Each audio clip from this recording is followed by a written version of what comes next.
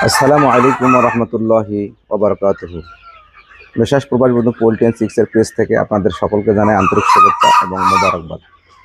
আমি যে সেটা দাঁড়িয়ে আছি, এই মুরগিগুলোর বয়স হলো আজকে 69 দিন।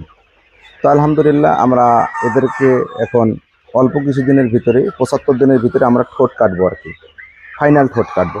তো ফাইনাল ঠোঁট কাটার আগে এদের করণীয়টা কি এবং কিভাবে ঠোঁট কাটবো সেই বিষয় নিয়ে আপনাদের সঙ্গে আজকে আলোচনা করব।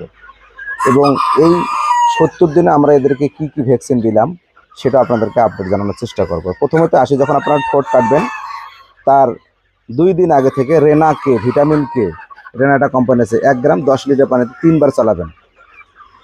1 গ্রাম 10 লিটার পানিতে সকাল দুপুর রাত 3 বার দিবেন। আমরা এই নিয়মে কাটি। 2 দিন চালার পরে তৃতীয় দিনে যখন কাটবেন এবং যেদিন কাটবেন তার দুপুরবেলা থেকে ওর সাথে ব্যথানাশক দিবেন, রেনা স্প্রিন 1 গ্রাম 2 লিটার পানিতে।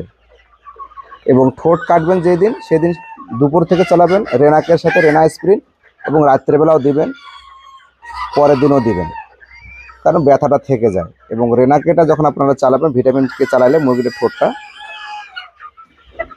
আর মোটামুটি রক্ত বাইর হবে না। তো আমরা 2 দিন আগে থেকে চালাই, 3 দিনের দিনে ঠোঁট কেটে দিই। এবং কতটুকু করে কাটবেন, এটা যেহেতু ফার্মি মুরগি, এই ফার্মি মুরগিটাকে 2 সুত পর্যন্ত কেটে নেবেন, নাকের আগ পর্যন্ত কেটে নেবেন।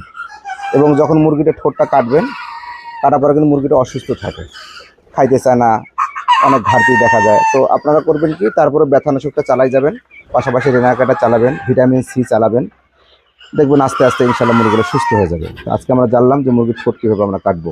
আমরা এই নিয়মে কেটে আসতেছি। সকলে ভালো থাকবেন, সুস্থ থাকবেন।